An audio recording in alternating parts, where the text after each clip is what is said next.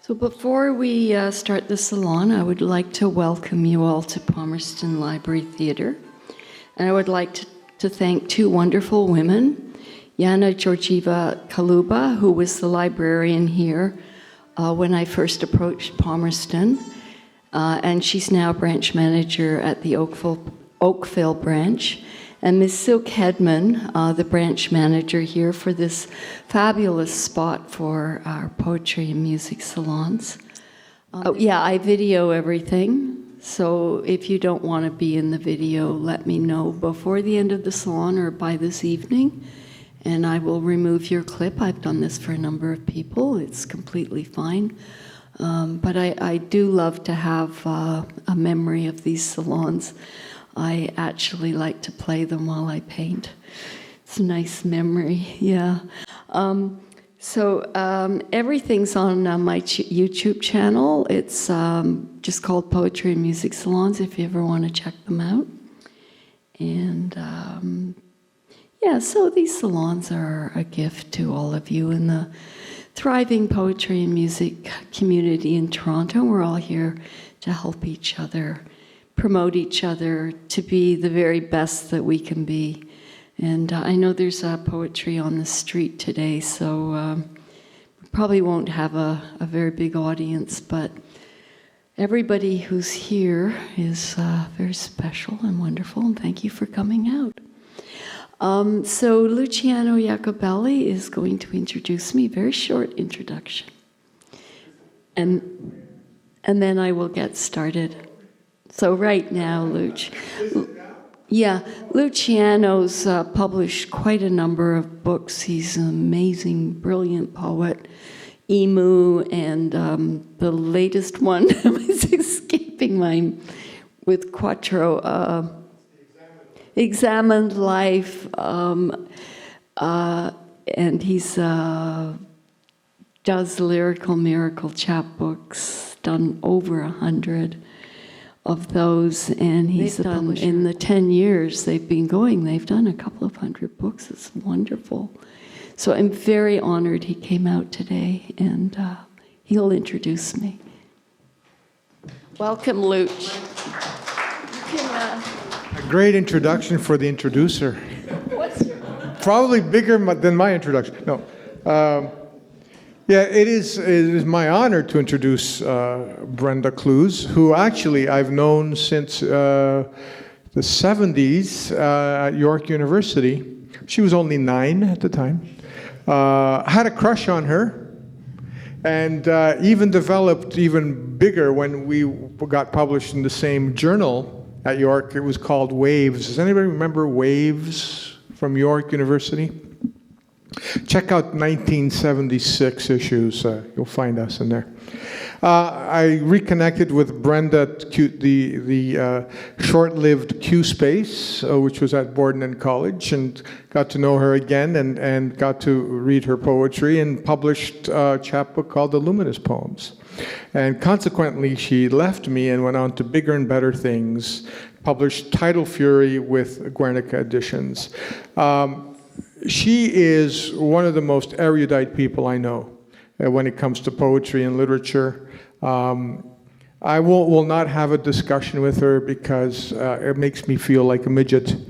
But in any case, not only is she a great writer, but also a wonderful interpreter of her own work, and memorable, actually. You've done some memorable performances with masks and stuff. I don't know, will there be a mask today? Okay. Anyways, Brenda Clews. I don't works. Does it? It's good? I don't usually wear it, so.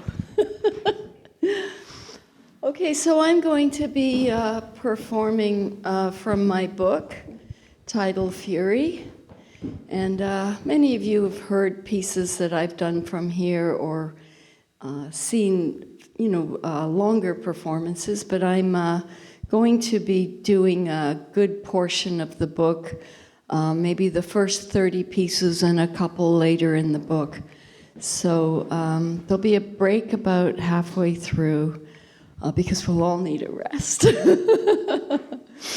And I kind of dress, this is one of the characters. There's a couple of characters in titled Fury.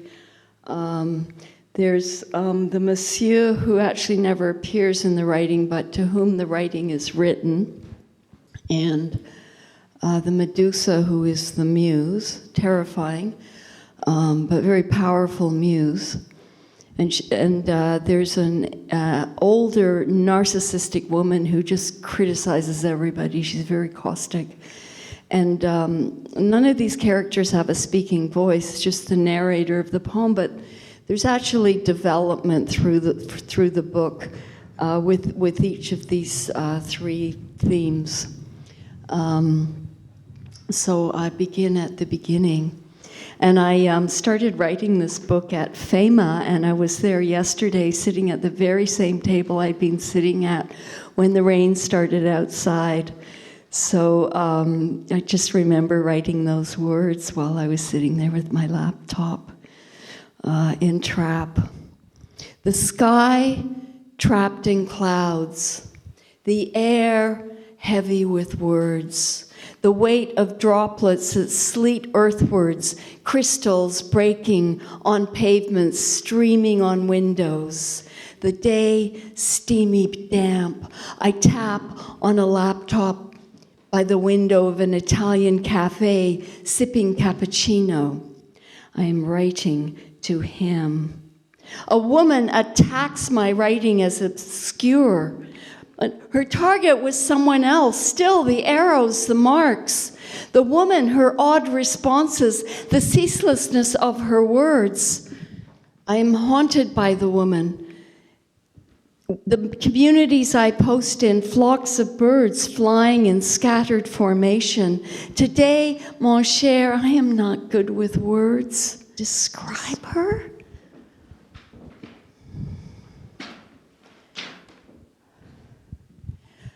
I trace patterns in her writing, read her braille of air.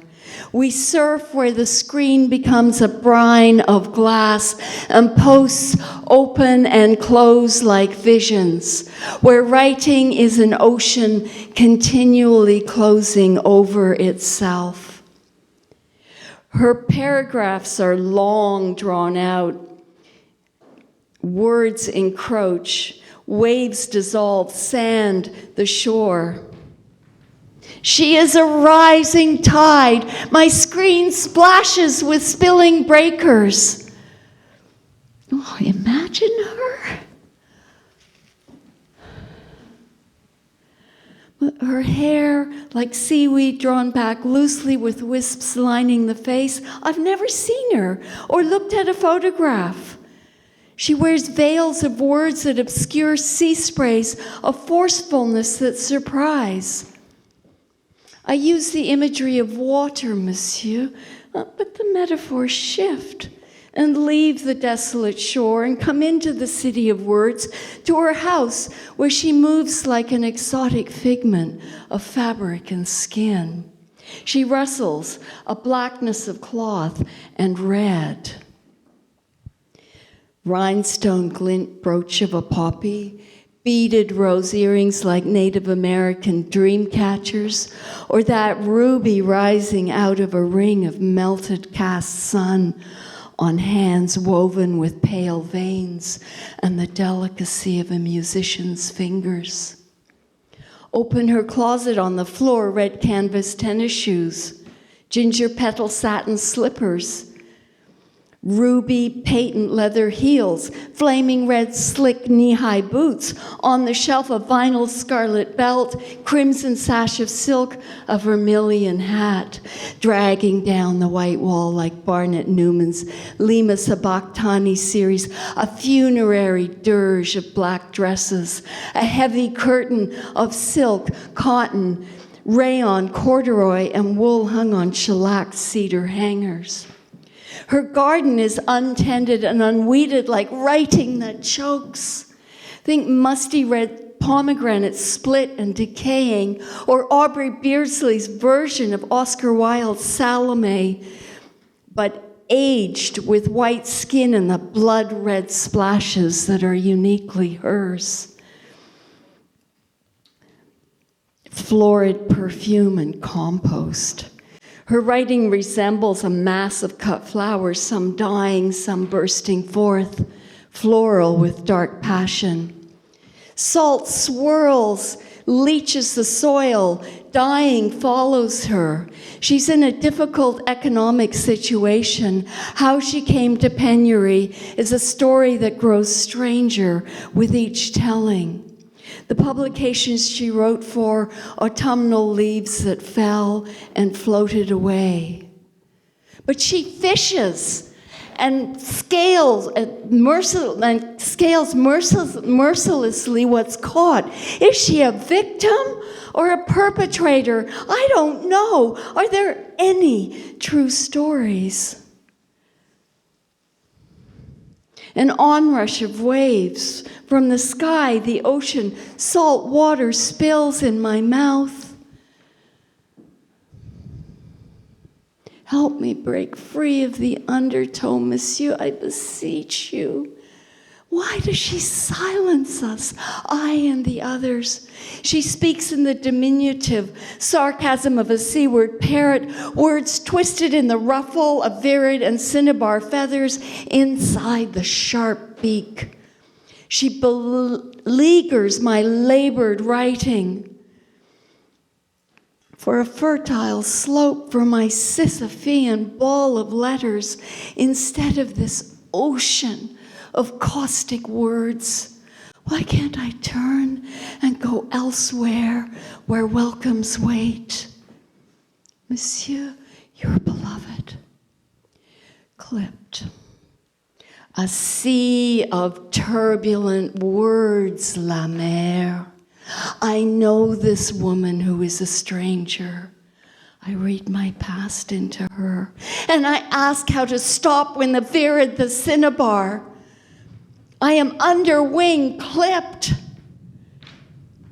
When she imagines insects rising from a hole in my belly, when she screams, when she cannot forget, when I am deprived of the power of speaking. Undercover, your writing draws me in, monsieur. You breathe words into me, hot, intimate. I slide under the covers of those words, where longa pulsates, where lives are assembled, disassembled, reassembled, where poetry is born. Interlacing, connecting, where we fall in love or enwrapped. Polarity. I cannot not struggle with words. Why is it easy to constrict the writing voice with harsh criticism, the shivering?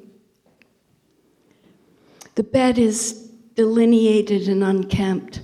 They prefer opposite sides, a talking head and the simmering passion of angst, and deep meditation on the ambiguities, paradoxes, and fleetingness of life, love. Can we extrude these polarities? The bed floats in the void, white sheets against darkness, one side cold and still, the other inflamed and sliding away. The critic tabulates, clutching the fingers of poetic impulse, or lets them slide away, singed wing of an angel. Conjunctions. I imagine you, monsieur, baggy paint-splattered shirt, stripping walls, sanding baseboards and wainscoting, smoothly slapping colors from soft and trained bristles onto walls, layers covering the inside of your house, stopping to rest by the ladder, standing, breathing latex fumes. Your speckled canvas runners on the speckled floor of protective canvas, thinking about life, women, the meaning of the conjunctions in the stars. You are painting your walls cinnabar red and ferret green. Sweet life. The only man, un autore, who speaks of love kills those he loves most at close range. His children behind white, billowing diaphanous curtains. A man seated in his black leather armchair, in his black suit himself. We should learn to love each other so much we live outside time, he said, Steiner in La Dolce Vita. Who can love in a world in which money must be made? The film is from a man's perspective. It is the women who speak of love, if love is spoken of, especially Marcello's fierce, suicidal, and beautiful girlfriend, for whom love is possessive. Even those whose lives overflow with money don't know what to do with love either. Fellini knows this. Love wants to hold, to keep forever in its grip, but it's all feathers. Clouds of pillows become unstuffed. We are tarred with our desires. What we are seeking are endings. Hybrid. She finds seagull feathers. She tars my words. Dead eyes watch us. The flat hybrid fish at the end of La Dolce Vita, she sent it to silence us, to take our words into its mouth, to be swallowed.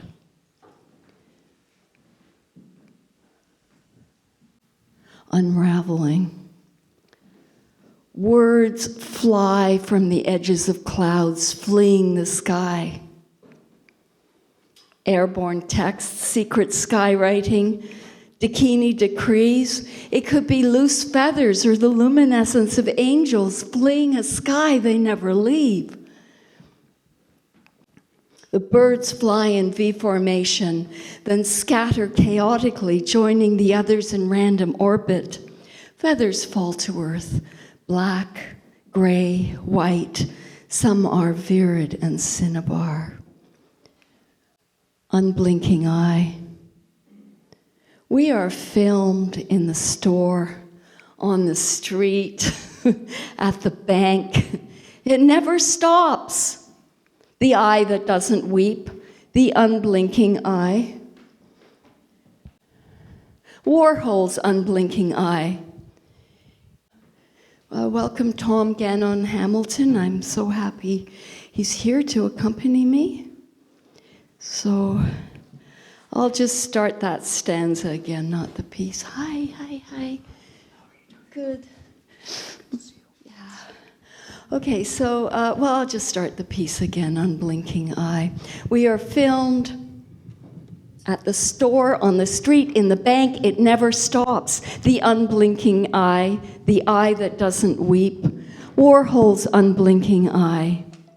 In his factory studio, a camera continuously filmed the corner where the black couch was. In the clips, we see a naked, gyrating woman, her breasts, their pale veins, the nipples in the light, a pubic hair disappearing into the crux, her undulating hips, while a man polishes his motorcycle nearby without noticing her. Or the two naked men, one on top of the other, humping for hours, while someone moves in front, sweeps the floor, and the man polishes his motorcycle. No one watches or cares. Only the unblinking eye filming. The unblinking eye without ethic. Perhaps only the eye that weeps finds ethos, pathos. Do we weep before the accident victims Warhol blew up from newspaper shots into wall-sized silkscreen repeating images that fade out? Who are the anonymous dead people? Without the narratives of their lives, they could be anyone, us. We gaze, we do not weep. Braille. You are a figment, monsieur. I gaze on you blindly. Your words massage my breasts, my throat. I write you into my book because you are here, marks on the page. We intuit the contours. Memoirs of an imaginal life. When I lost my sight, I could see. I drew a calligraphy of letters, a braille of seeing. These words are not visible. Read them to me now.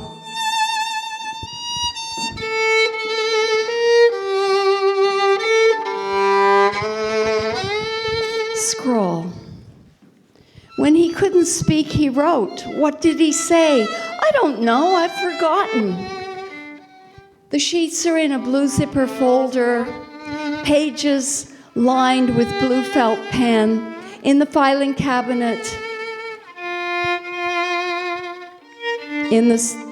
crammed into the storage unit. All the cards of condolences are there too. Without his glasses, he couldn't see what he wrote. Notes to his daughter. She kept them. Blue felt lines like a bodice over a constricted rib cage. Lip read. The silencers. I learned to lip read. You read me in my absence. You occur in my language of sight. Writings of who? I seek who allows me to write. In the sunlit corridors, perhaps, an encounter with my eclipsed twin who answers through this writing. Who haunts us from within? Who is the narrator conversing with me in these words that I relate to you as we converse? Who haunts us from within? Who is writing? Surely not our speaking voice. Poetry evokes us like the gradual lightening of dawn. If the trope of light didn't burn, corrode our vision, that is. Sometimes I want to keep my secrets secret. Down the dark corridors of time, our shadows cast into the future. Doors open and close and open, the spurious wind blowing through. Shutters cannot stay shut. We are ghosts moving through ourselves, haunted by ourselves. Can we have thoughtless words, a discourse bereaved of its cry, inflamed? Was it the dried apricots, prunes, dark chocolate discs, Guinness draft beer, muesli, and raw sugar fermenting? The late hour, I became ill. I clicked on the wrong tab, it all disappeared. Poetry cannot be rewritten. Will what surfaced from the currents of words reappear, or like a melted iceberg gone, become ocean? All that remains is the title. How are we to face each other? out in the day, lightheaded, I ache, still swimming in the emotional storm of last week. The emailing, the words, the silences, the decisions, the loss. Incomprehensible on the edge of. Aren't they all edges, and where is? Letter in saffron. I write from the corner of a Parsi restaurant that drew me after city blocks of walking to the warmth of its Indian colors and curtained light. Under my plate, an orange flower radiates out from the white stitching under the clear plastic. It matches the saffron rice.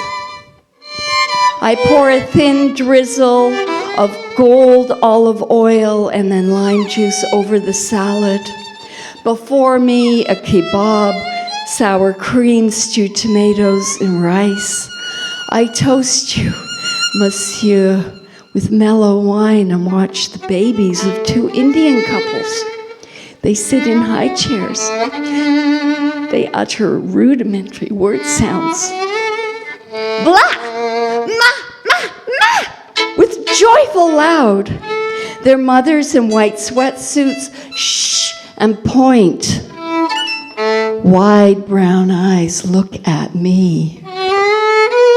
The men, starched white shirts, dark business suits, sit and talk only to each other. Is marriage a turbulent stone that she holds onto in the thrashing water, monsieur, trying to keep energies contained? The Parsi woman at work showed me her wedding dress of white lace and how afterwards she would wear a honey mustard sari sewn through with gold threads. Saffron everywhere. This letter is composed of threads of saffron.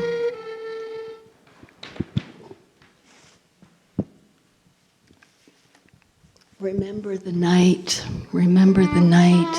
when you, without closure, engulfed me, when I disappeared into your vastness, became lost in you, lost I, everywhere you touched, mountains, valleys, plains, even the ocean in me parted, shook, opened.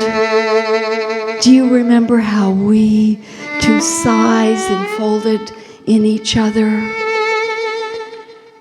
Breath of love. I speak of romance tonight, monsieur, please forgive me. Afterwards we did not speak of it. The surface of the water that resists before you fall in, that edge of sweetness. Now, mon amour, it is like sitting in a darkened room with a screen of scenes before us, our hands close but not touching. You are so far away. Grammars. You are an invisible character, monsieur. You're a reference outside the writing to whom the writing was written.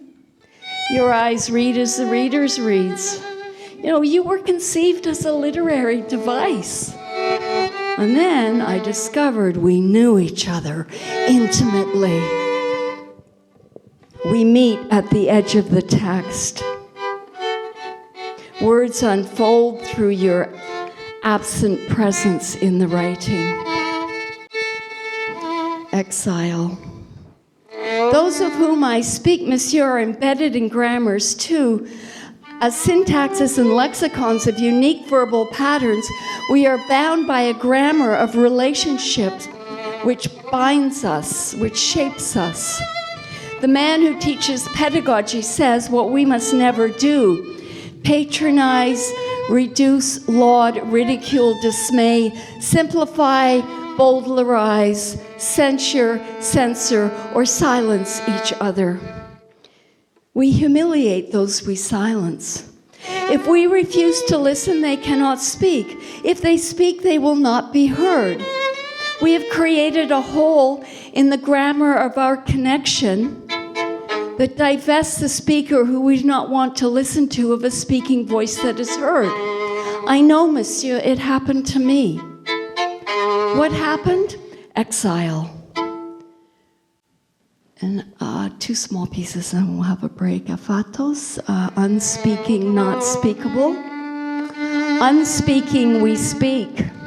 The making mute. If we don't hear each other, how can we listen? And potistas, power, where I was cast off. Power, the ability to do. Power, being believed. We watch ourselves with internalized surveillance. How are we shaped by that which we wish to be accepted by? And when we come back, we're going to take a 5-minute break. You'll come back to Medusa. So 5-minute break now.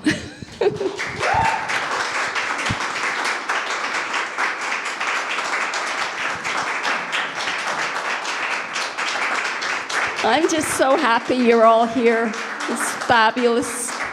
It's wonderful. Okay, Tom, I'm gonna get started with Spectre. You can put it. She walks the seawall, a parade of black. Dresses, pants, suits, with flashes of red. The ribbon and feather in her black fedora. Her white face, black hair, and lurid red lipstick, a specter. When she gazes at us, beating warmth of our blood, we cannot escape our unblinking gaze.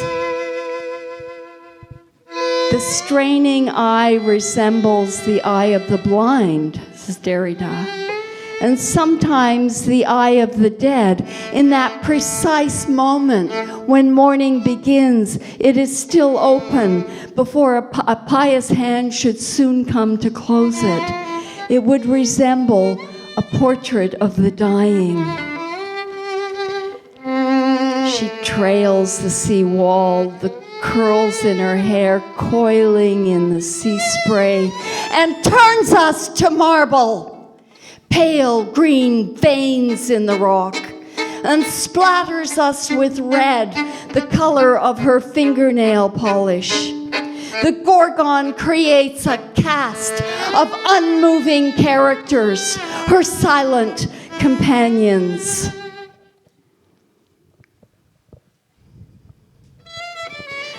My drained creativity.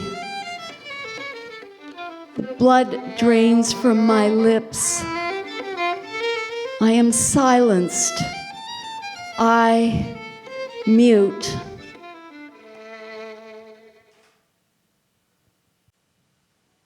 Stony glance. Inner lashing waves. Salt tears. Her parrot, virid and cinnabar feathers, mocks endlessly, repeating the soulless words on the sea spray while she laughs. It is we are. I want to become a tidal wave, but I withdraw. Describe the figure of derision, of jealousy? Is jealousy the overweening desire to upstage the other, to cast them out, stones of silence? I avoid her stony glance with questions. Polishing the rocks. Barrage of surf, fear holds me captive.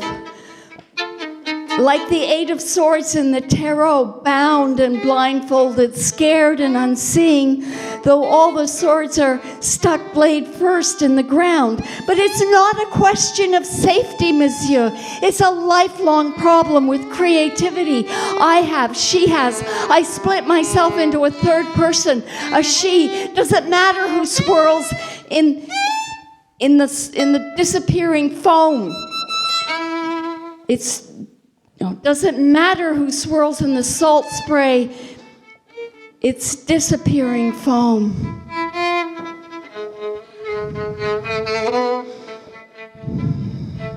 Is the invisible rendered visible through our perceptions?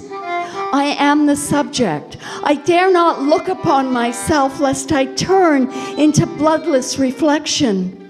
In the mirror, the Medusa, her unblinking gaze.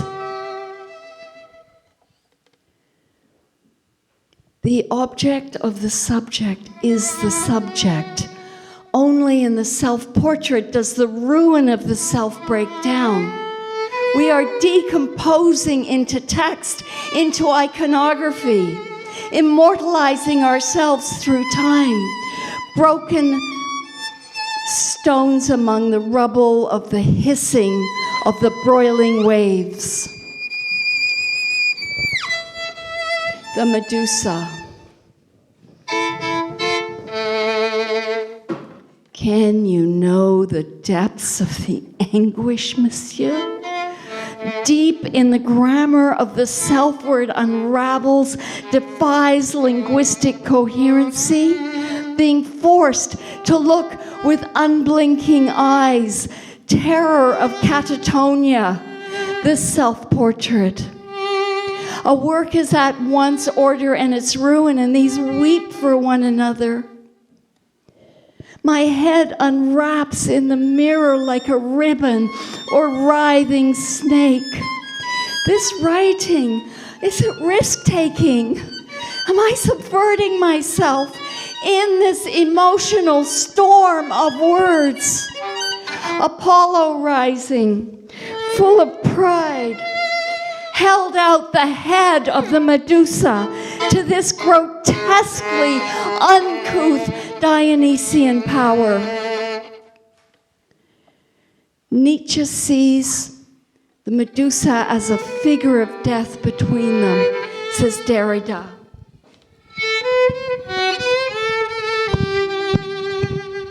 She who turns life into art with her gaze, flesh becomes stone, pigment, pixel, celluloid, the immortalizer who kills us. I weep on an altar of rainbow serpents, on shed skin. The coils in my jewel-studded hair cut a mass of deathly serpent eyes.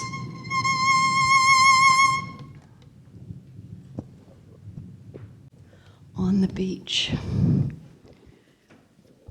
Polished pebbles, smooth glass baubles, tangled fishing wire, waterlogged boots, translucent shells chipped, mollusks and sea urchins, dead cadaverous detritus swollen along the glimmering band of sand.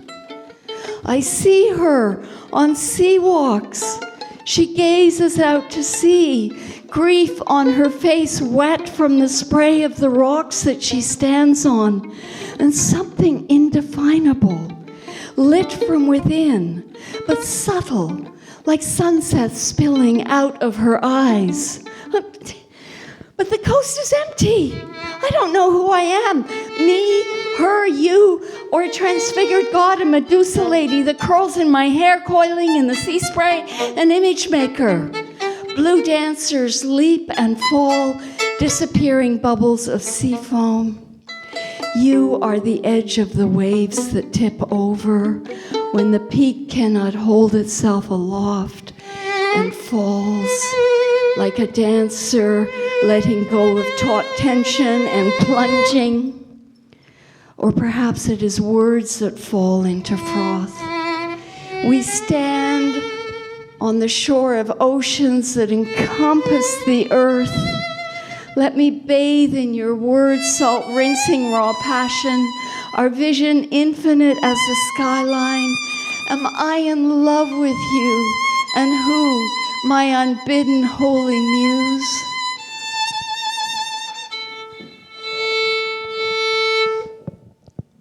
Leaving time.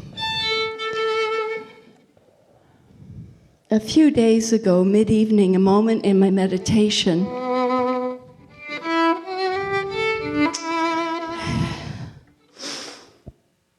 where I disappeared. When I came back, I knew I had been gone. It wasn't a moment of sleep. Was it an experience of obliteration, of no self, no individuality? Everything I am was gone in those few minutes. Even the consciousness that tracks experience was absent. Does it threaten when someone leaves time? This then, insanity or love. And there was a quote that began that poem. It was from Peter Hoag's The Borderliner about people who leave time. And he says, time is something we are constantly involved in creating, like a work of art. I really recommend that book. Okay, so title patterns. This is based on a Timsian story that I read to my children when they were young. And when I was writing this book, it kind of percolated up through my consciousness, and I just hope it's okay to tell it through the narrator of Tidal Fury. So it adheres to the story completely, but it's got edges of poetry that are part of the themes of Tidal Fury. Once the tide remained high. Without clams or seaweed, the Timsian went hungry. Raven knew what lay under the blue, glistening robes of water. When he wrapped his blanket of black feathers around his strong shoulders, he flew.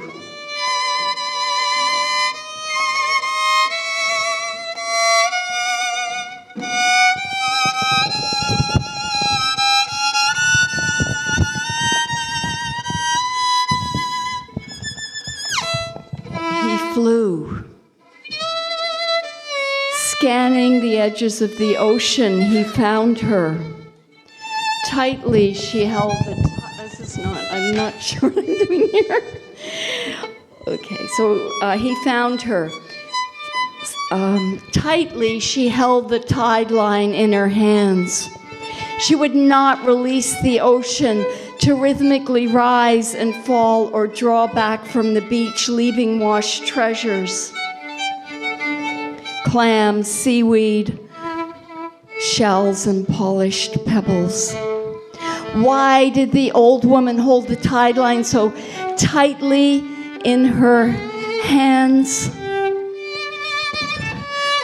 Lodged on the edge of the ocean, she grasped the tide line in the lifelines on her palms.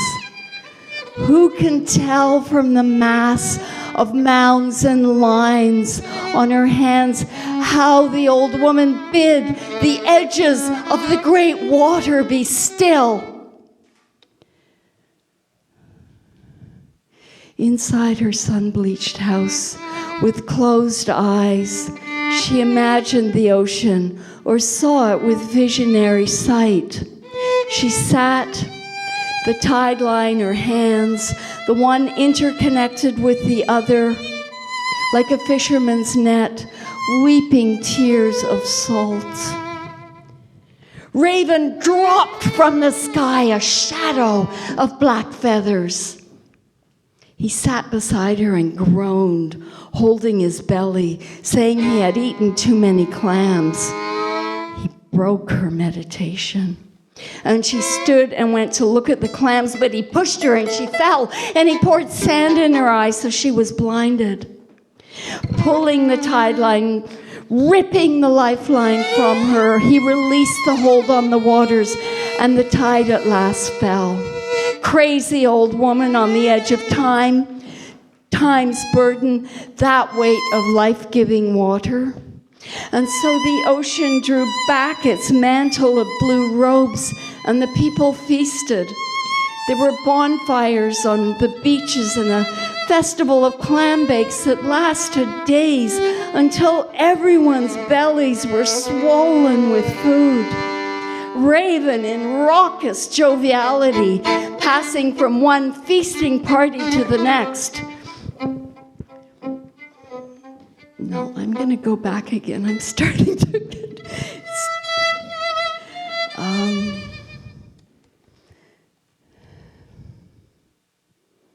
Everyone's bellies were swollen with food. Who was the blind old woman crying on the beach with the torn hands? Raven in raucous joviality, passing from one feasting party to the next, found himself before the old woman who spoke. Raven, heal my eyes so I may see again. Raven, trickster figure, Promethean fire stealer, knew the gods must be bargained with, appeased. So he struck a deal. Old woman of the sea, I will heal you, but you must promise to let the tide line go twice a day. She agreed. So he rinsed the sand out of her eyes. Thus Raven ensured the lifelines of the people, their continuity. As I walk the desolate beach, strewn with empty clamshells, I want to find her, to find out why the withholding.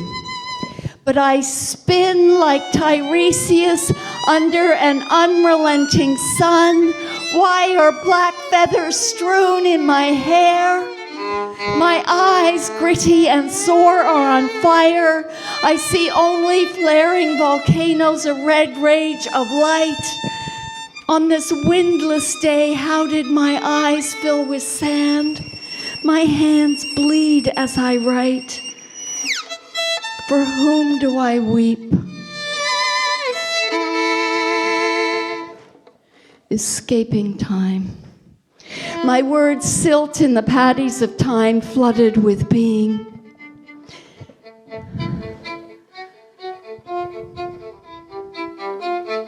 Escape time, leave the encircling fields of centuries, plummet silence, breathe without tracking calibration rates or seizures. Pythia, priestess of Apollo, step onto a floor of hissing snakes, locked for the night in an underground cavern. Remain mute as a statue for the priestesses to find you alive in the morning.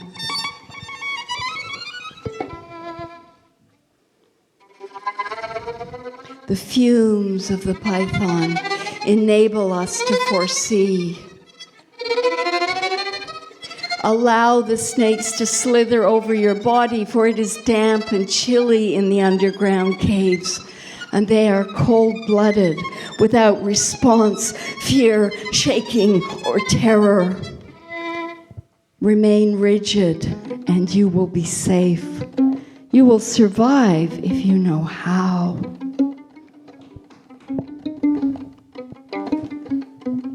You cannot sleep.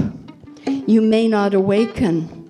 If they bite, your blood enraged with poison, your throat swollen shut. You may scream, but like being entombed in stone sarcophagi, no sound emerges. If a tiny young snake jabs your skin with its sharp tooth and releases venom from its sac into your bloodstream, you may survive. If it is a large, older snake, you will not. You hallucinate them. The walls of the tunneled lairs are empty. You hear gliding. They have been starved for this night. In the darkness, they smell you.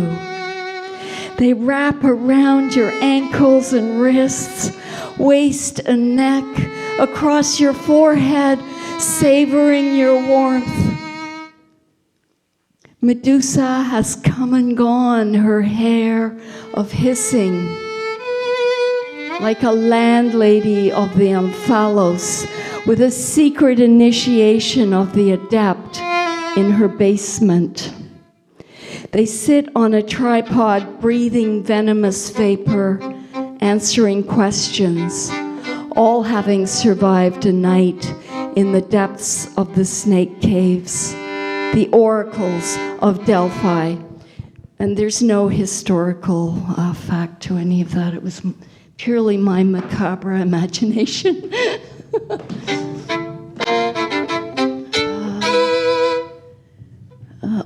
Dance of the Sarong.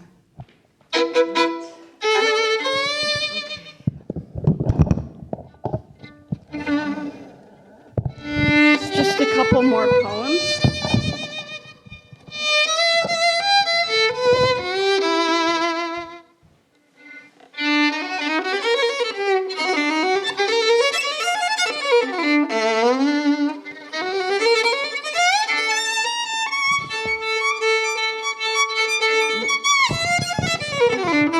Wrapping raw silk around my shoulders, torso, breasts, and head. I dance like a slave, seeking a freedom that is terrifying, with nothing to constrain you, contain, fetter, weigh. What would you do? Who would you be? Can we ignore being watched, read, observed, judged about the unceasing gaze of the other? Who would we be? What would we do? In what ways do we keep each other in check, clipped, chained, trapped? We push elbows against the tight fabric and turn and fall and gyrate our self-imposed prisons. In shades of blue, the sarong echoes the burqa, dress code of societies that contain the energies of women, binding them. Images shape our dance. Ancient Egyptian mummies, tortured in dust.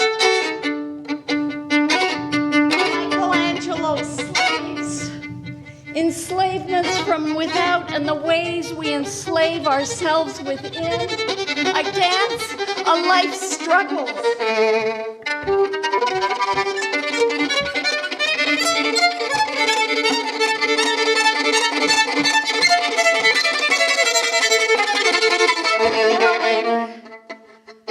Fighting for release along the wall.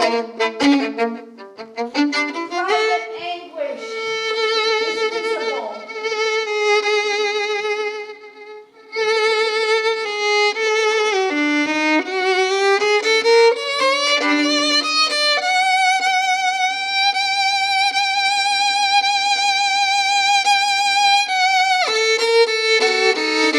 Wrapped in an invisibility that gives us the freedom to fight for inner freedom.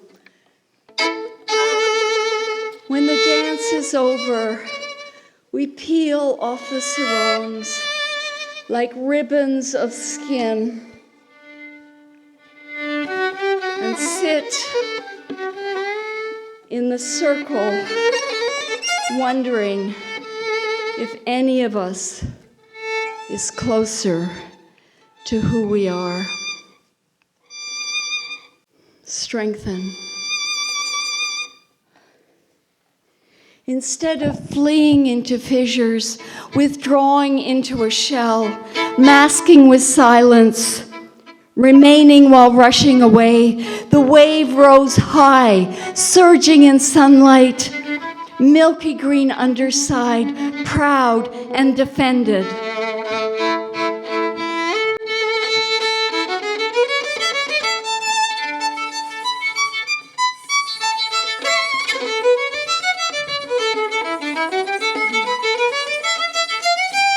This one's called Chthonic, and then there'll be 2 short poems after that about writing.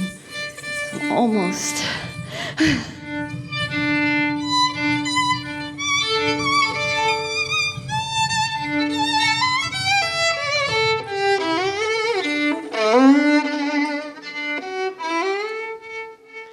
Soft cotton sarong in wide swaths of orange plum, cream and simmering moons, became a snake with many eyes.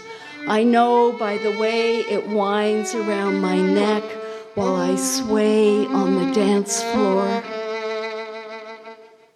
Serpents of protection, do I hallucinate? Gold snakes cling, pour over my swaying arms while I shimmy and gyrate the sensuous rhythms of flute and sitar. I am possessed. I hold earth light. I am possessed. The writhing waterfall of coppery snakes stream. I hold earth lightning in my hands like a Minoan snake goddess. I can't stop dancing.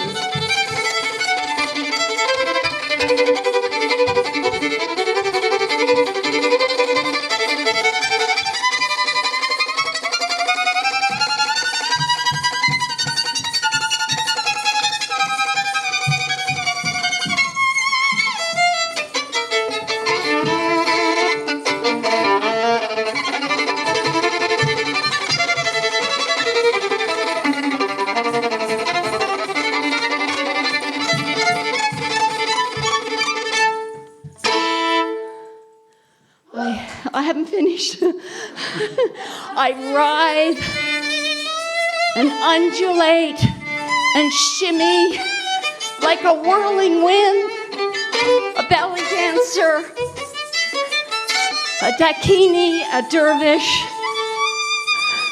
a lady of serpents.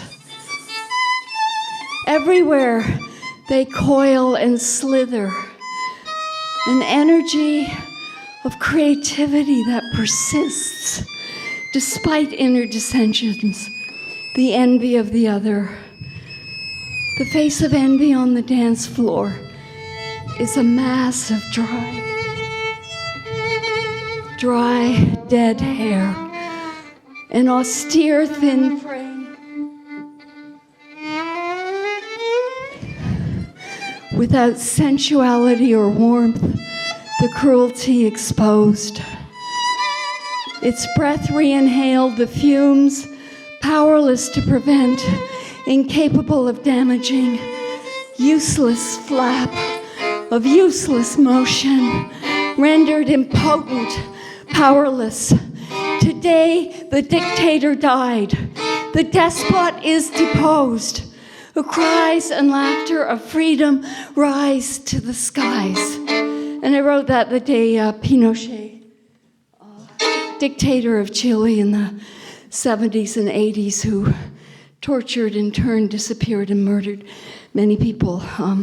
So it was Pinochet, the dictator, as well as the inner dictator, and 2 short pieces about writing, because Tidal Fury very much is about finding the writing voice, and despite everything, and there's an ecstasy in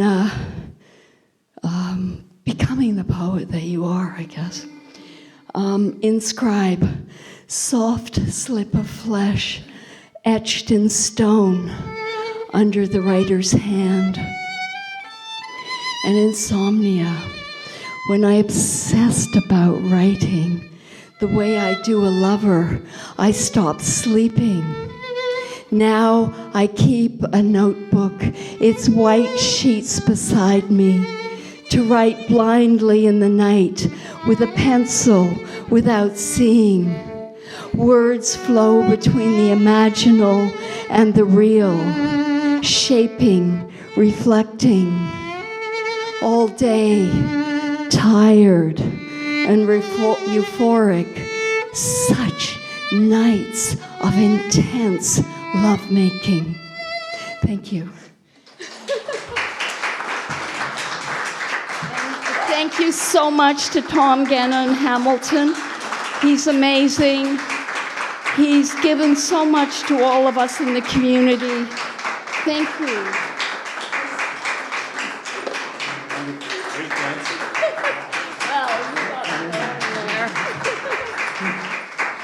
So we're going to take another short break, and then we'll be back with our amazing second half with some pre-booked 5-minute spots, I guess they are, and Ian Burgham and Tricia Postle. Okay, so just it's going to be another short break.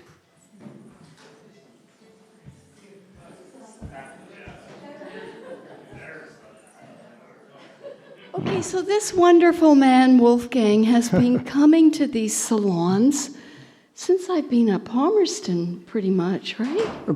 Yeah, pretty much. And he comes every month, and I've been begging him to do open mic, but he was busy working on a CD. A CD, yeah. Yeah, and then finally there was a librarian had a note for me from him saying, I can do it now. Can you book me next month? So I was very, very happy to have Wolfgang play for us. So let's give him a round of applause. Thank you very much. That's very kind of you. I'm delighted to be here. The reason for that pause, by the way, is because I had a hernia operation, so I was recovering from that. So I wasn't capable of doing too much at that point. But I'm really glad to be here, and it's a treat. And thank you very much for including me in the entertainment this afternoon. I'm going to do 2 songs. The first one is a song called Naturally, which I wrote in the mid-1990s, around 1994. And it's kind of a hopeful kind of song.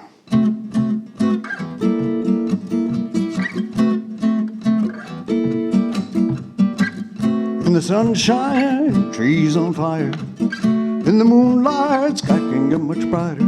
All these things remind me of a time of innocence, when all the questions that we asked had answers in the end. Loving you would be the way we dreamed that it would be. Design, need, and friendship naturally.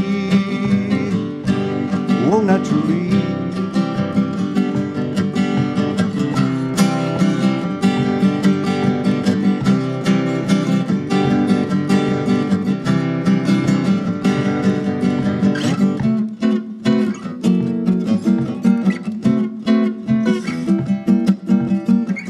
See the starlight on the water, smell the perfume of flowers in the night, and all these things remind me of the time before we knew the feelings that you had for me, the love I felt for you. Loving you would be the way we dreamed that it would be. Desire, need, and friendship naturally.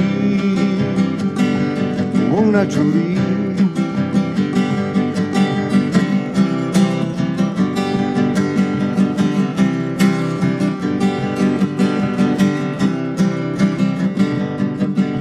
There'll come a time when we won't know what brought us to this place. The memory is forgotten, things I see them in your face, in your face.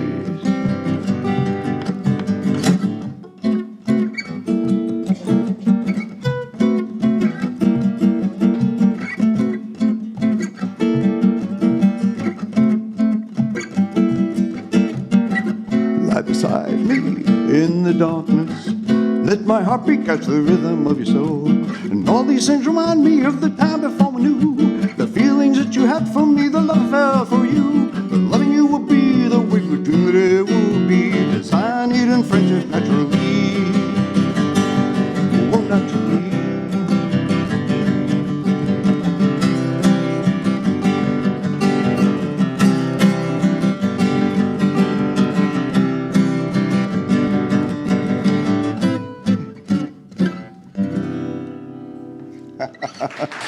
So that was Naturally. Thank you very much. Then I was fortunate enough in the mid-'60s to live in Hollywood, California, and I was a member of a psychedelic rock and roll band called the Brain Train. And one day during rehearsal, I wrote a song called Black Roses, and a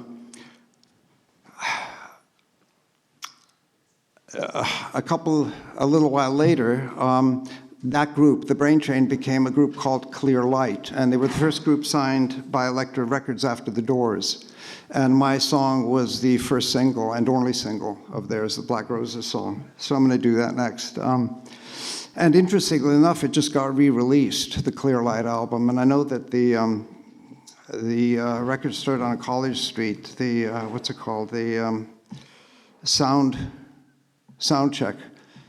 They have one copy of it, so you've got to rush right down and buy it. Mind you, I don't make any money off that anymore. My God, I think in grand total, I think I made $650 out of that song.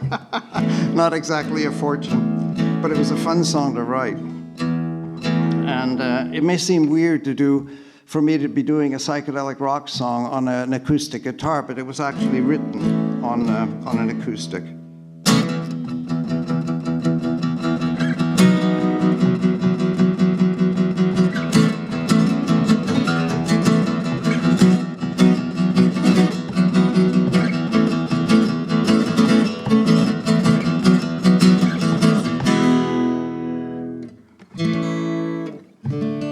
You say you've been hurt too many times.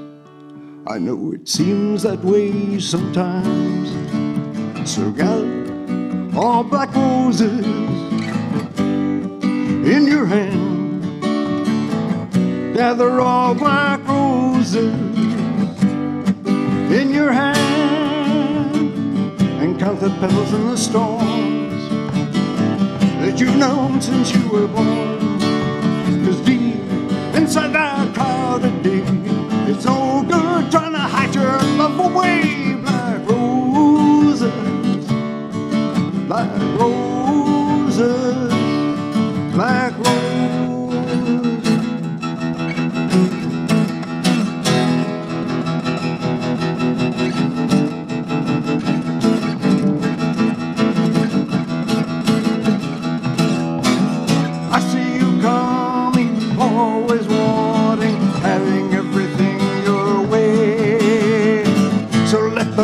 Sing and cry for you.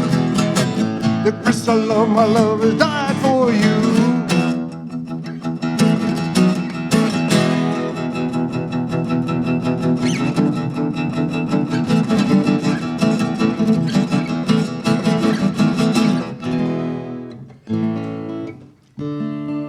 You say you've been hurt too many times. I know it seems that way sometimes. So gather all black roses in your hand. Gather all black roses in your hand and count the petals in the storms that you've known since you were born. 'Cause deep inside that crowded day, there's no good trying to hide your love away. Black roses, black roses, black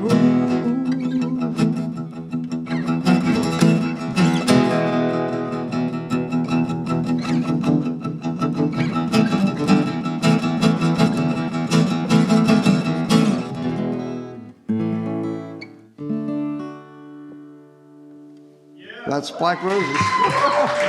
Thank you so much. Wow, Wolfgang, it was fabulous. You know, that's the first time I've ever performed that live alone. Oh my God, that was so worth waiting for. Thank you so much. So next is a wonderful, wonderful man. I haven't seen him in months.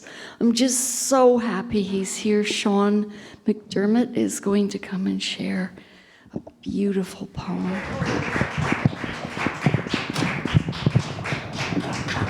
Sean is a rock musician too? I wouldn't say that. You can see YouTube videos of him when he was younger. He's a singer, yeah. Something of a singer. Musicians don't like when singers say that they're musicians. I'm very careful about that. I'm good.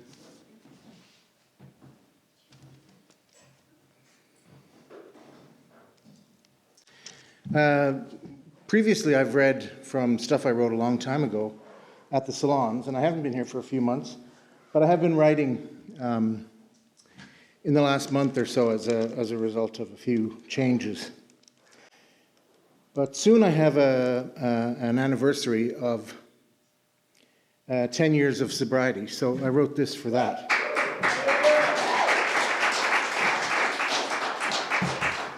And it rhymes. It just came out that way.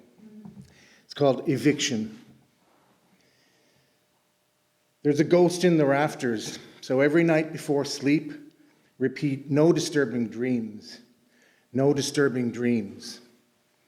No frantic search for gold on shelves, no nervous eyes nor anxious self. That fear of knowing about the glitch, the nervous tick, it's just past 6. The streetcars scream on torture racks, steel on steel, the alarm bell cracks. Sealed eyes born, mornings in showers, headache plans the next few hours. There's a spirit in the attic, it's out of reach. The hatch door padlocked, the seal never breached. No cork collection or pale ale tales. The clearer mind has filled all sails. It's day on day and week on week and month on month and years, now 10. But in the hour that sneaks around, there's sense aware, that thirst abound. One more sleep, some time to think. One more sleep, I didn't drink.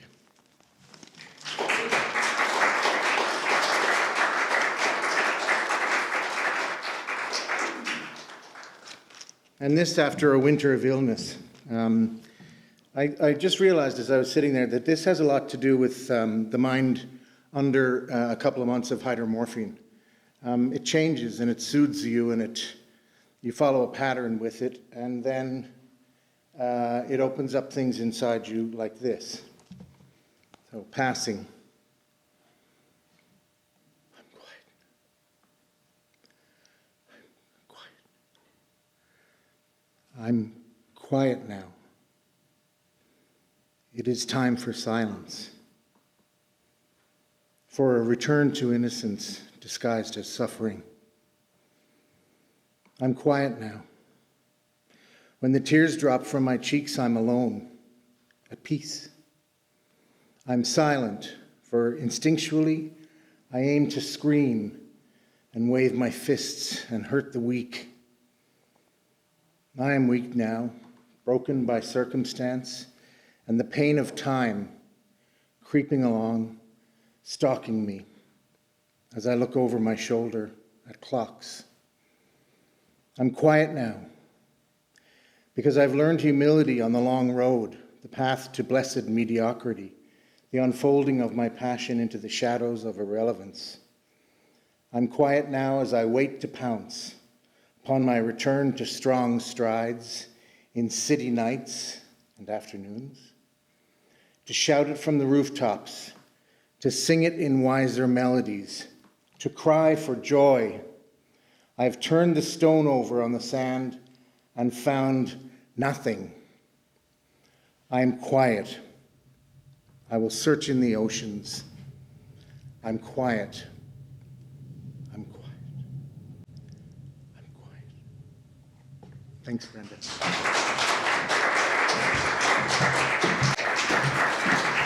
Thank you, Sean, sharing from such a deep level. We're going to have our guest poet now, Ian Burgham. He's published tons of books. Come on up, Ian. The bios are on the Facebook page, but they'll also be in YouTube with the videos. He's published about 5 books. He's had poems published everywhere. He's internationally known. He goes on tour. He does the Glasgow Festival. Edinburgh. He's done it once. He's doing it again. Yeah, he's fabulous. So welcome, Ian. Thank you. Thank you for having me, Brenda. Thank you very much for inviting me. Hi, everybody. It's great to be here. What performances are amazing. I'm very pleased to be in the company of such wonderful artists. I've been living with Lorca lately, Federico Garcia Lorca. I mean living with him. And he wrote this: "The artist, and particularly the poet, is always an anarchist in the best sense of the word. He must heed only the call that arises within him from three strong voices: the voice of death, with all its foreboding, the voice of love, and the voice of art." If there's a theme in these poems that I've been working on recently, it's those three voices that are represented. So I start with this. This is called Bullet. When we first knew it, the world was left in curled silence, an absence of mind, and there was no other survivor. You turned from the window to write ache behind faded eyes, a triumphant pain within your own moment's solitary flight. You yourself, upheld by a firm, twisting sky, stirred currents, trembling words between fingers, and always that shudder cold earth below, hardening voices held in a trance by a gravestone gun, while the hidden impure whispered magnificent unrest, and you looked down anxiously to find the world left behind. Don't touch the microphone, it causes feedback. Thank you. I wasn't hearing feedback, but obviously you were. Vintner of Presac. For my red-mouthed woman, he pours another glass of a flash of eyes, flint and a bite of apple in the nose, a bonfire on the tongue of her infinity. In the palms of her hands, his light pierces a prism, splintering that light into parrots and cockatiels, separating beginning, distraction, perception, feeling, dream, surprise, the bliss of flower contortions in her mouth. So much more she remains unwilling to tell me.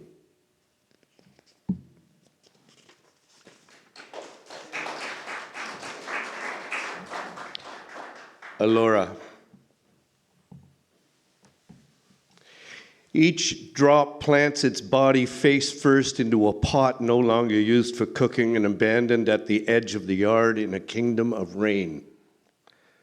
The same rain turns hair limp, rivers her forehead, running mascara bruises her stare, half-closed stars emit no light, eyelids shut night in. The river rises till the banks spill crystal crazy. The escaping frog dances joy for my lover's muddied bare feet, clinging summer on her legs. Words stain the hem of her dress, where a dove with green stem heart shelters, decides not to return, like an echo that lost its way. Now fast asleep, it doesn't weep for rainbows. Over houses of water and undertows, above clouds of light and wool, Cygnus flies, ribs and curves of thinking night, a silver man on the horizon of her back.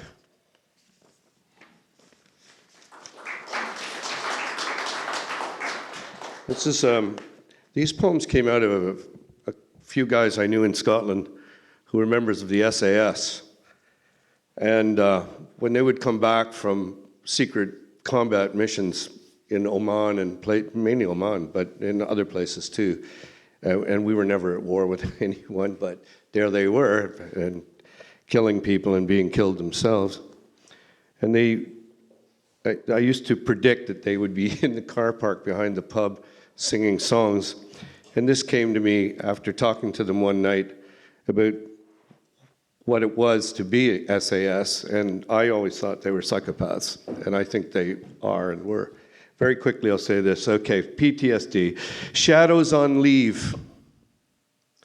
Tastes of raging absences devour them. What a wail of terrible narrative across rooftops, though the night stays silent. Such a strange cry of impotent newborn earth. Nothing nightingales ever sang, nothing ecstatic, more like in the beginning when the earth was full of unliving, drunk, singing directly into an enemy's face as though no one could hear love or see in any mirror. Though dressed up for a party, there's no reflection. There'll never be peace, though you hunger for limits. The earth has a will of its own. Last one.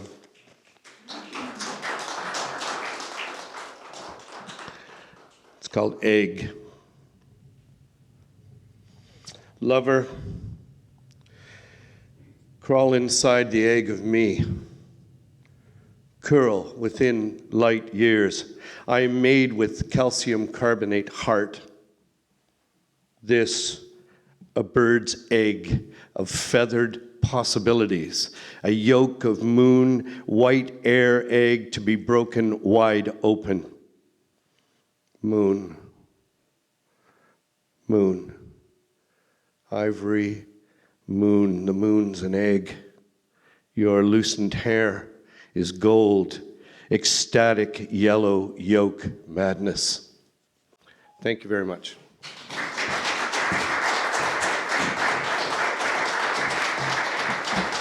Wonderful. Thank you so much, Ian. Wow, what an afternoon.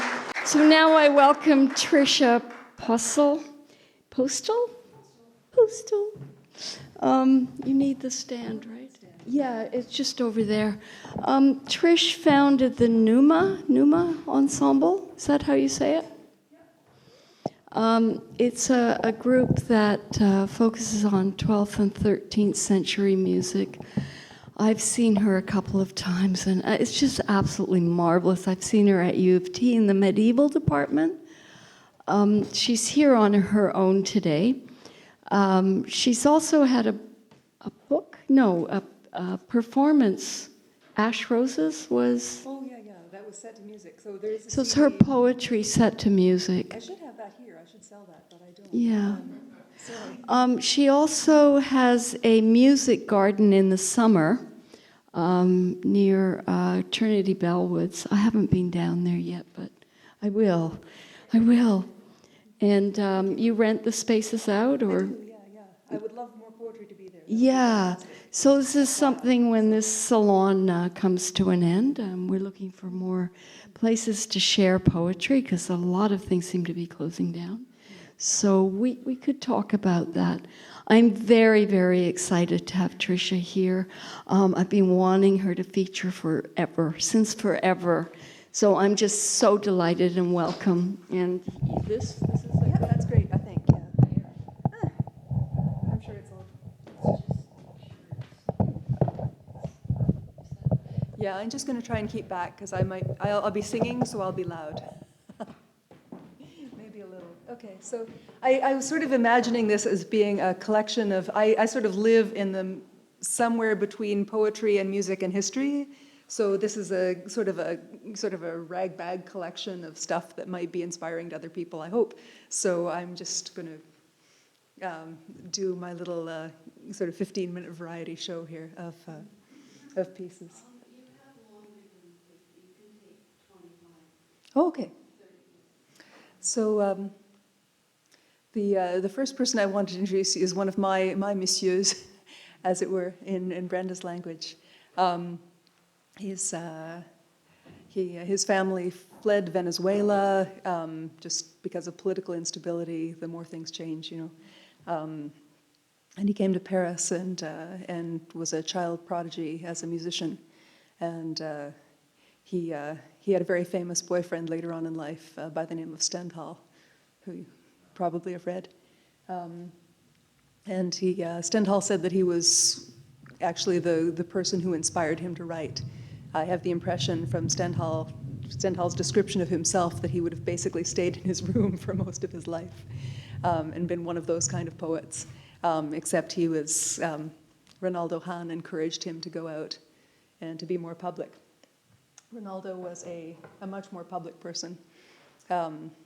He was a big salon performer, and apparently one of his settings of Verlaine made Verlaine cry. So, in a good way. So I just thought I'd do this one piece of Hans a cappella, because it's lilac time.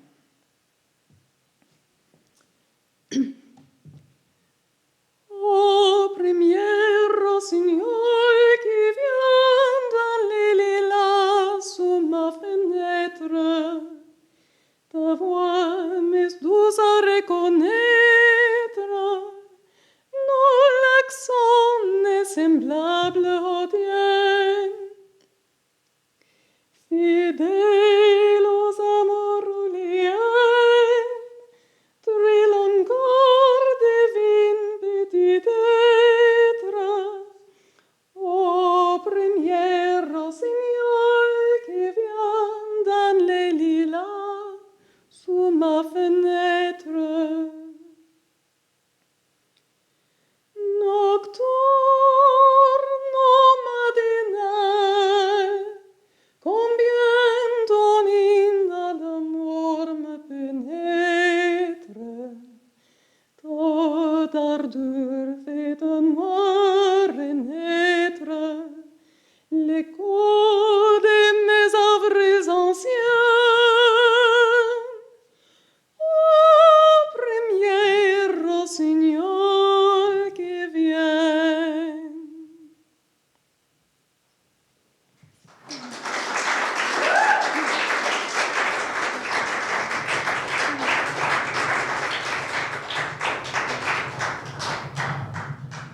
So it's nice to have the subway supporting the applause there. But I have the secret weapon against the subway, which I'm going to bring out later. So there's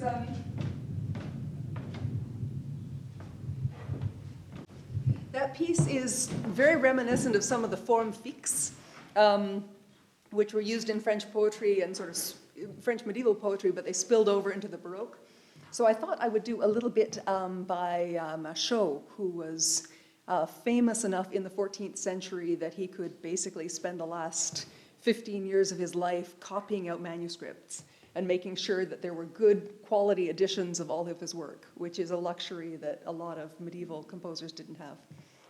So we've got good quality editions that were supervised by him, which is nice. And this is a forme fixe by him.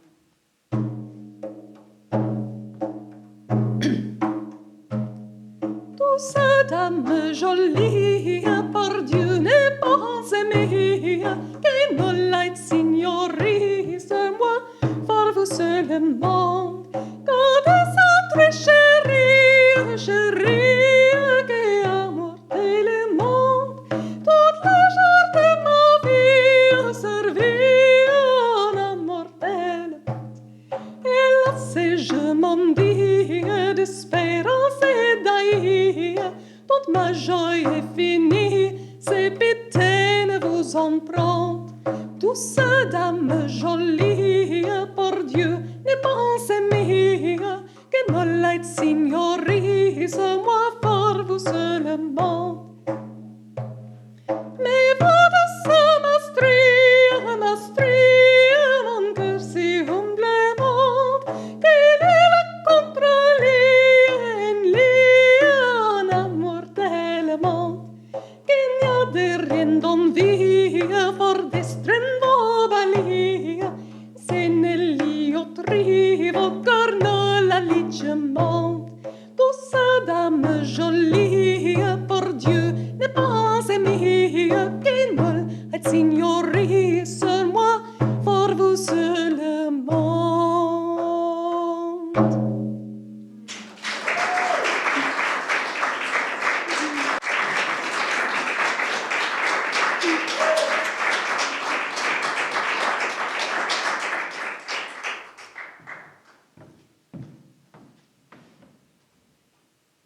So we've been doing, I was just imagining that I could possibly reassemble my band here with people here, because I've got on medieval guitar, I've got a guy who does psychedelic rock when he's not in my band.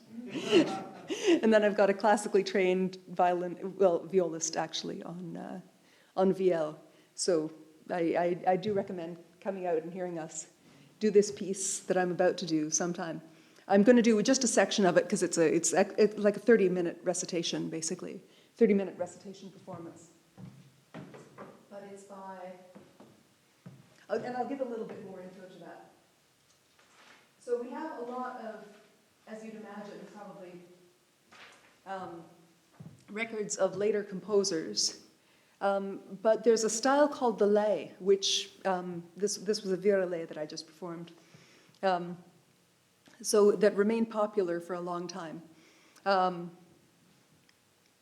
But we have two recorded composers before the 14th century, before Machaut and before Chaucer, who also wrote lays,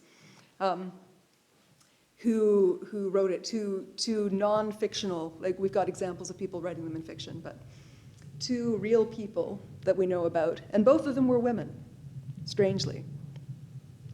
So I wanted to read this little, because it sheds some light on how medieval works were composed. So King William, who invaded England, had this lay composed. He's returned to Normandy, he's put down some rebellious barons, and then he sort of lollygags around on a beach, hunting cranes for a long time. And it's probably the first break that he's had since the Battle of Hastings, so he just hangs out there for quite a while. And he has a great time. So he decided after proper consideration to send his messengers to Brittany with a letter for the Red Lady, who understood all the nature of all lays and had always practiced this form of entertainment and had devoted all her attention to it since her youth, asking that she compose a new lay for him with the fairest melody which her manifold knowledge could devise, and send it quickly to him with the messengers who bring her this message. It is to be called the Lay of the Beach. With this lay, he wants to recall and remember always the delightful period where he stayed at the beach at Barfleur waiting for a wind. He thereupon sent to Brittany all those who were the best harpers around him, and with them he sent splendid gifts and offerings of royal munificence. When they came to her in Brittany, bringing costly offerings of the king's generosity to her, she received them with great pleasure and many thanks. When a short interval had passed, she composed the lay which the king had requested with his letter and his messengers, and she instructed the harpers and taught them the lay of the beach. When they returned to the king in great joy and pleasant merriment, because they had well and swiftly accomplished everything they wanted, they were then to perform this lay in front of the king and his favorites in court. Those who were knowledgeable said that never before had they heard another lay as good as this one. So that's the Lay of the Beach. Thank you. Unfortunately, that lay has not survived. In fact, the only record we have of that lay is in a translation into Old Norse, which that's the translation from. You'd be amazed how much Old Norse culture comes from the French court. It's astonishing. Like if you list, influences on Old Norse culture, i.e. the Vikings, possibly the Vikings were mostly earlier, but what do you imagine? Beer drunk from the skulls of your enemies, causing visions, that's probably what you'd imagine for the inspiration. But in fact, they translated tons of French poetry. Who knew? Surprised me. But the piece that I'm going to perform is I'm going to do a little excerpt of Marie de France, about which we also don't know very much, but she was a woman composer probably around 1150. And she wrote 12 lays, including one about a werewolf. So I'm just going to, and he's a heroic werewolf. So I'm just going to give you the very beginning of this story here, where Marie, the character Marie, comes and introduces this. And I do this with my band, with backup music and costume and all that, and it's a lot of fun. But. Conte lais faire Montremet, ne voilier besclaveret. Besclaveret li nuns en Bretagne, garbols appellent li Normagne. Jadis le poet homoir, et souvent sulet avenir, homes plusors garbols devindrent, et es boscachus mes untindrent. Garbol, s'est beste selvage, tant cum il est in celerace, homes divura, grand malfight, is grand forest conversivait. De cest affaire les orester, del bisclaveret voel conter.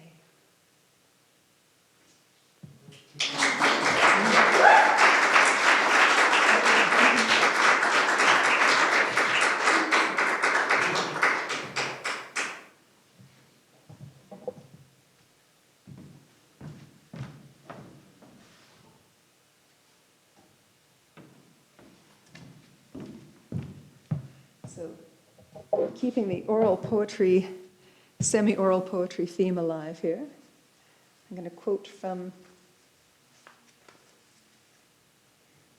the invention of this instrument. And it'll become clear later. So.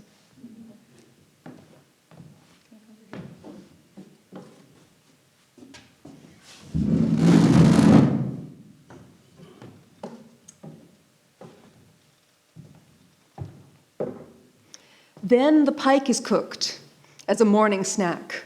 Some bones were left on the crag, fish bones on the rock. Steady old Weinemunen looks at them, turns them over, uttered a word and spoke. I wonder what these pike teeth, this wide jawbone could become were they in a smith's workshop with a craftsman in a skillful man's hands. The smith Ilmarinen said, what's nothing becomes nothing. A fishbone, no tool, even in a smith's workshop with a craftsman in a skillful man's hands. Steady old Weinemunen put this into words. But surely these could become a cantilla of fish bones, were there someone who knew how, who could make an instrument of bones. When no one came forward, and there was none who knew how, who could make an instrument of bones? Steady old Weinemunen made himself into a maker, took the shape of a shaper. He made an instrument of pike bones, produced a joy forever. What was the cantilla's frame? It was the big pike's jawbone. What were the cantilla's pegs? They were made from the pike's teeth. What were the cantilla's strings? They were the tail hairs of a stallion. Now the instrument was ready. The cantilla was prepared. The great pike bone instrument, the cantilla of fish bones. So Weinemunen travels around and tries to find someone who will play it for him. And he gives it to various people, and none of them can create anything out of it. And somebody suggests that they just throw it back into the water. The instrument finds its tongue. The cantilla struck up words.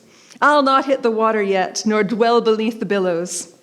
I'll play first with a player, sing for one who's taken pains. So it was carried with care, borne beautifully, to the hand of its maker, to the knees of him who crafted it. Steady old Weinemunen, the everlasting singer, prepares his fingers, rubs his thumbs ready. He sits on the rock of joy, on the song boulder settles, on the silver hill, on the golden knoll. He fingered the instrument, turned the curved thing on his knees, the cantala in his hands. He uttered a word, spoke thus, "Now, let him come and listen, who may not before have heard the joy of eternal bards." The sound of the cantala.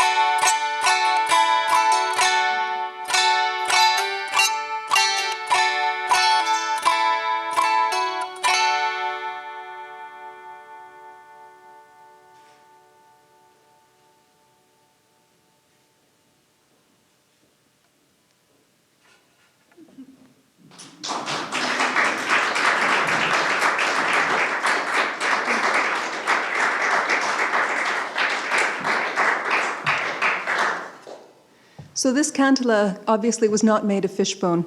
I actually got it from the late lamented Musidium run by Donald Kwan, where he sold all kinds of world instruments. And a friend of mine of Finnish extraction had recently passed away at the much too young age of 53, and so I thought this was kind of a nice way to remember him.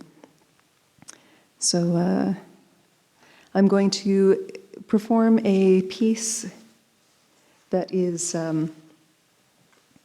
part of the Finnish epic, which is called the Kalevala.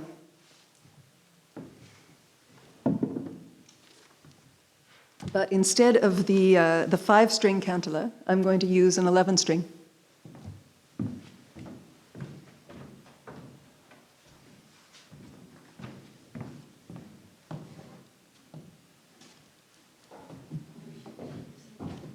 Could I get a vocal mic? Could I use that one as a vocal mic? So if just for seated. Okay, that's great. Yeah, that's super great. Thank you.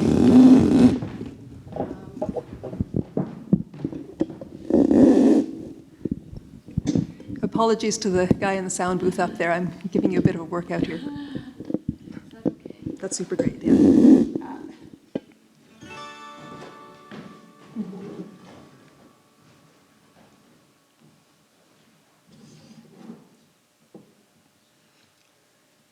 So this is the introduction to the Kalevala.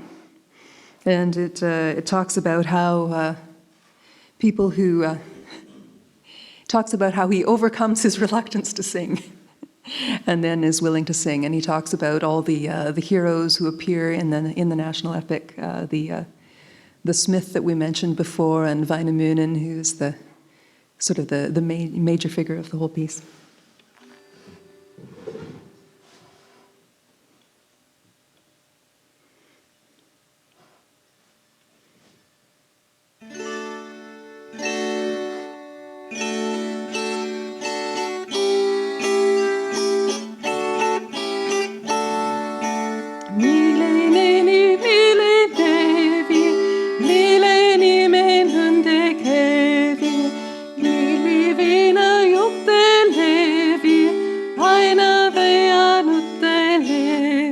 Sorry, I need that a little closer.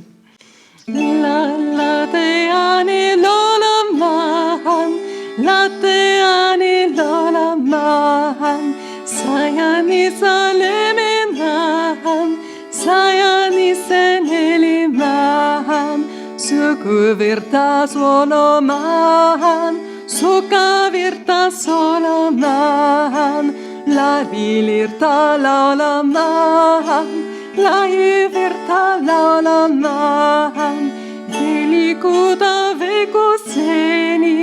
velikuta vekeseni, kaunis kaava kumpaneeni, kaunis kaavi kumpaneni, hite hina hite ami, hite hita hite ami, kata hata kane sami, kata to kane sami, laula loksameni hiva, laula oksameni hiva, parahiva nokkasemi, parahiva nokkasemi, versiva ritta miha, versivia mita hiva, vita hiva loinomassen, voitovan valoinomassen, pasta calvo come lehan, pasta calvo come lehan,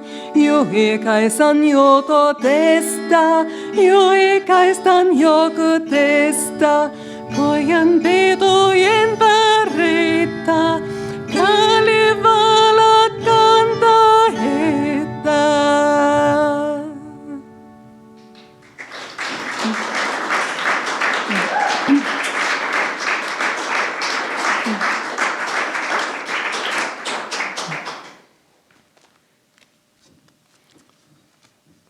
So I'm going to leap families of instruments here a little bit.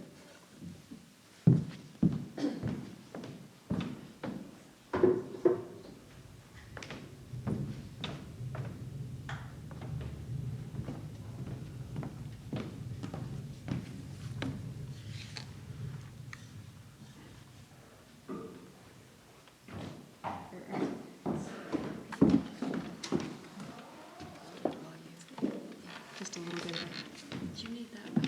I don't think so. This is really loud. So this is my answer to a performance area with a subway underneath it. This is the famous hurdy-gurdy. And so the bourrée is a sort of the most popular hurdy-gurdy dance, and being a sort of a bit of an artistic contrarian, I didn't learn how to play a bourrée for the first couple of decades that I played hurdy-gurdy. But I fairly recently learned one, so.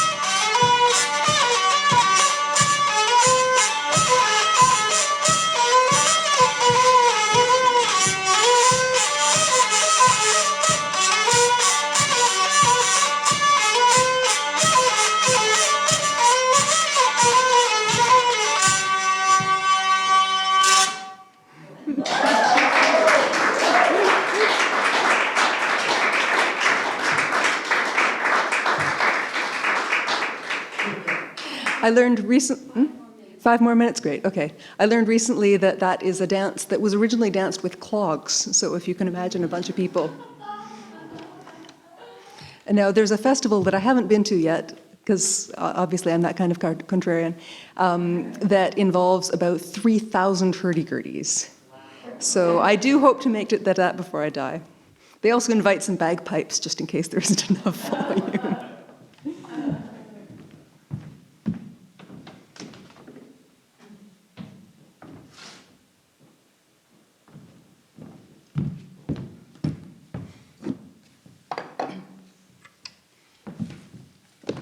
So I'm a big fan of medieval music, as you'd probably guess. I'm not going to give you a little talk about how basically it's all been downhill since the 12th century. I don't actually believe that. But they did have a raft of modes that they don't use now. Like we now have major and minor, and we all know that major is happy, positive, and minor is sad. But in the medieval tonal palette, they had a lot more. They had 8. So. Primum querite regnum Dei.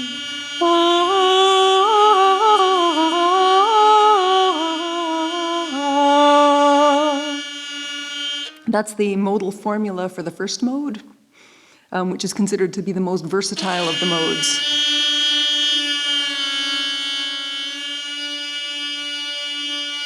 Secundum matem simile est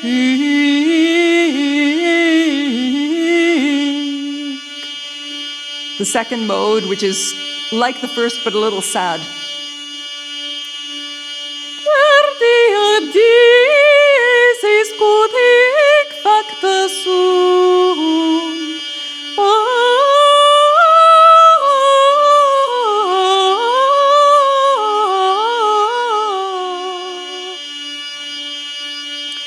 Some people consider that mystical, others say it involves a lot of leaping about, vehement. One guy describes it as Corda vigilia venita Deo.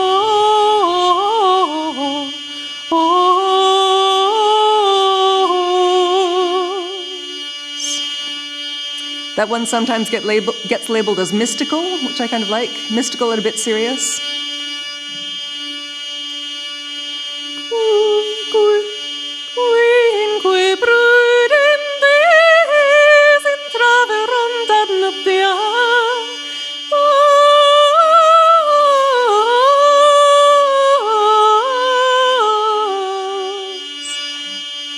That's one of my favorite descriptions of all time. Moderate wantonness. Not extreme wantonness, just moderate. Sexta ora sedit super putetum.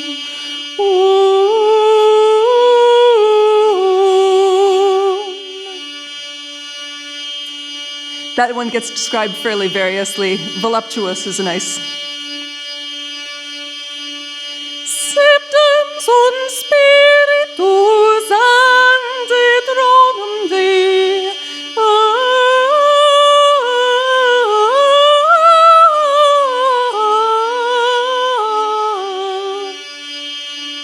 And I like childlike of all those descriptions of that one.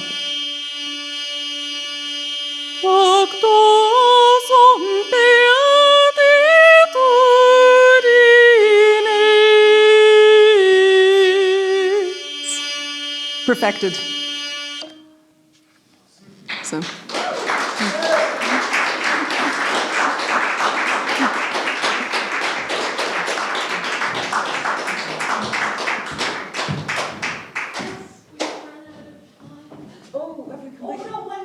Okay, just one verse, one more, sorry. No, okay. That's good. Okay, so I'll just do a very quick, I'll do one verse, but this is a gorgeous, gorgeous poet. And I want to find my notes here.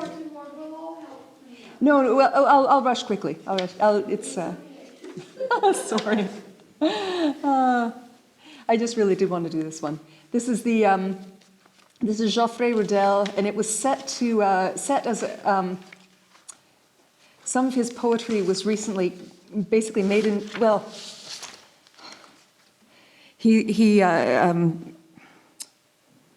the concept of Geoffrey Riddell, as the poet who sort of embodies love from afar, was made into an opera by a woman composer whose name is in Finnish, and despite singing in Finnish, I still find it difficult to remember Finnish names.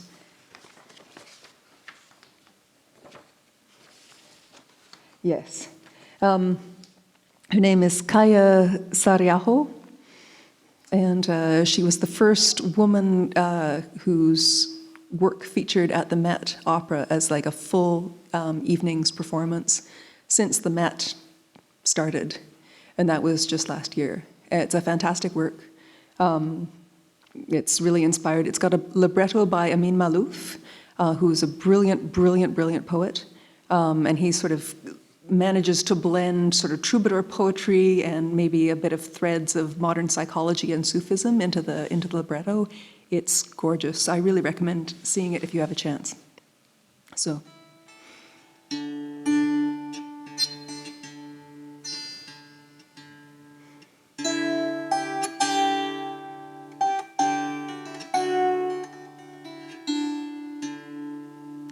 So his contemporaries said that his melodies were very beautiful, but his words weren't all that great. So I'll just play the melody.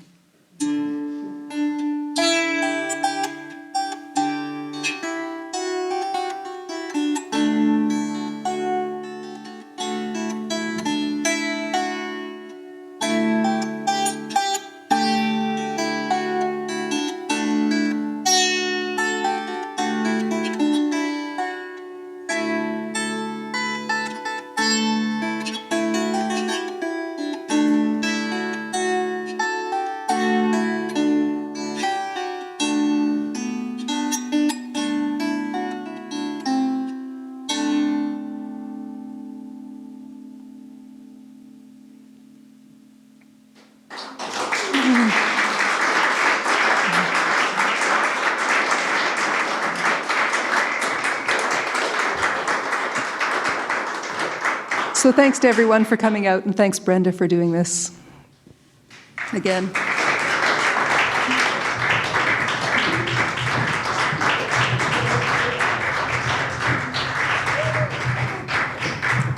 Isn't she amazing? She's like a real artist, you know? I don't know. Tricia. You can see why I've been courting her for how long to feature her. What a treat. Thank you so much. And thank you to everybody who came out, you know, to watch. And thank you to Jeff Howard, who brought a camera from work, and he's been recording this. I'm so grateful. Thank you to Bobby, the sound guy, for his a great job of the lighting and the sound. Thank you to Luciano for co-hosting, and thank you to Sean. I'm so glad you came out. It was wonderful, such a treat to see you. Thank you, Wolfgang. It was fantastic, finally, you know. And thank you, Ian. It was terrific. I just loved everybody's voices were unique and different, but everything added to the whole afternoon. And of course, Tom Gannon Hamilton. Is he still back there? Thank you, Tom. You're amazing. He backs up and accompanies so many of us. He's just an absolute jewel. I don't know what you are. In the community. He also hosts urban poetry and music salons at Mount Pleasant Library on the last Thursday of every month. His series is continuing. A number of us have featured there. Definitely try to make it out there. It's fabulous. He does 3 musicians, 3 poets. Thank you all for coming. Next month is going to be a fundraiser, and I think I'm going to do it through Doctors Without Borders, and do a donation to refugees. I did know a CEO at Doctors Without Borders some years ago, and I think about 90% of what you donate actually gets to the people it's meant for. So I will be arranging that and setting that up for the next salon. Okay, so thank you again.